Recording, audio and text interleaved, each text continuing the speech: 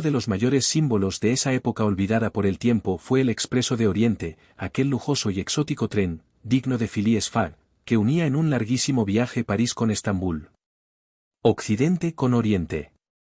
La idea de crear una ruta al más puro estilo de la seda, en donde convergiesen Europa y Asia, vio la luz en 1883. Si te gusta el contenido, suscríbete y dale like. La Compagnie Internationale des Wagons Lits, encargada de patentar los coches cama y los vagones restaurante en los trenes. Nigel Makers había viajado a Estados Unidos y había quedado maravillado con la línea ferroviaria del país, así como con la envidiable comodidad de sus trenes nocturnos. Pensemos que no fue hasta principios del siglo XX cuando se produjeron los primeros vuelos con éxito. Los hermanos Wright serían los primeros en realizar un vuelo en un avión controlado en 1903, por lo que el tren era la opción principal en aquellos momentos y pasar una noche, no varias, en uno de ellos no debía ser la opción más cómoda para la espalda o el sueño. El Orient Express se convirtió en el tren más lujoso de Europa y en un símbolo de la belleza de los viajes en tren durante la era de las grandes exploraciones y descubrimientos. Ofrecía vagones con un nivel de confort inigualable para la época, incluyendo compartimentos privados, sofisticados vagones restaurante y un excelente servicio a bordo. El tren atravesaba varias naciones, conectando personas y culturas en una época en la que los viajes internacionales eran más difíciles y exclusivos. El primer viaje duró más de 80 horas. El tren pasaba por Estrasburgo, Múnich, Viena, Budapest y Bucarest. El 4 de octubre de 1883 se inauguró el entonces bautizado como Oriente Express, que salía 3 veces a la semana de la estación del Este en París y terminaba en Rumanía, donde los pasajeros eran transportados hasta Bulgaria y después, en otro tren, hasta Varna. Desde allí podían coger un transbordador hasta Estambul, que entonces era Constantinopla. Más tarde la línea se ampliaría hasta llegar a esta ciudad sin necesidad de tener que coger el transbordador, y 3 veces por semana el servicio de trenes paraba en la ciudad pasando antes por Belgrado y Sofía.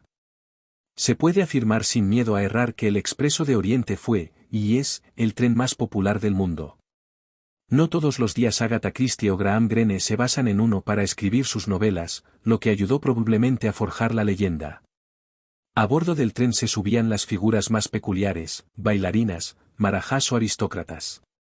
Son muchas las anécdotas. Se dice que Leopoldo II lo montó en dirección a Estambul para infiltrarse en un harén. El búlgaro Boris II pidió que se le permitiese conducir el tren a través de su país, o el zar Nicolás II, siempre amante de los excesos, exigió que para su viaje a Francia se construyese una decoración específica en el vagón que iba a utilizar. Esa era la vida rutinaria del tren, por lo menos hasta que llegó la Primera Guerra Mundial, pues en 1914 el servicio fue interrumpido hasta 1918. El tren también era símbolo de los problemas políticos en el continente. En 1919 se inauguró el túnel Simplon que unía Suiza con Italia. Salía de París y pasaba por Lausana, Milán, Venecia, Trieste y Zagreb, un nuevo trayecto que evitaba Alemania tras el Tratado de Versalles.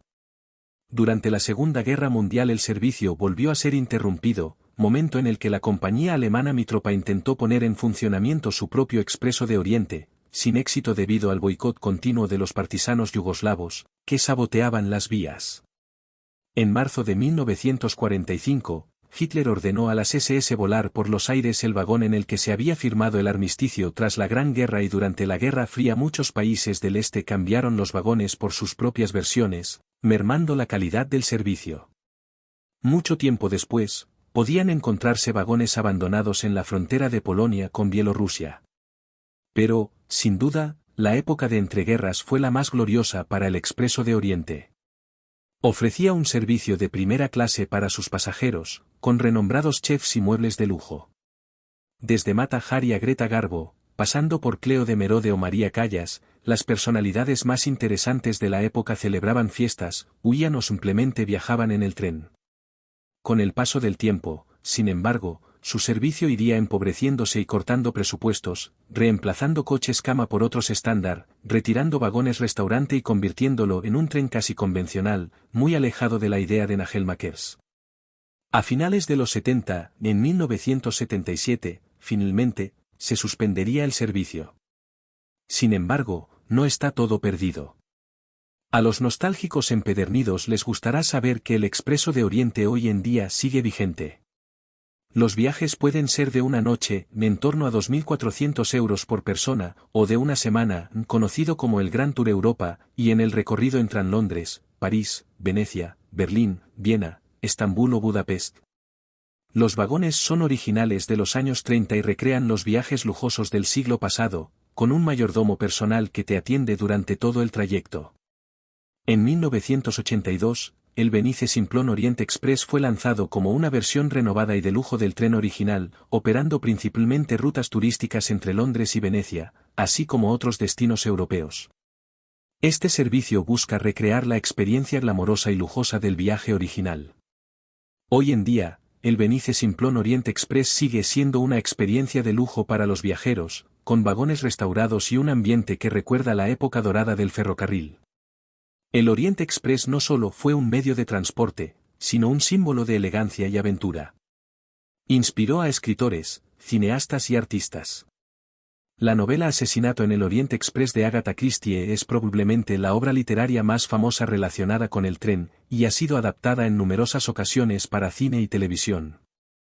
A lo largo de los años, ha mantenido su estatus como un ícono de los viajes de lujo, evocando imágenes de glamour, misterio y aventuras en tierras exóticas.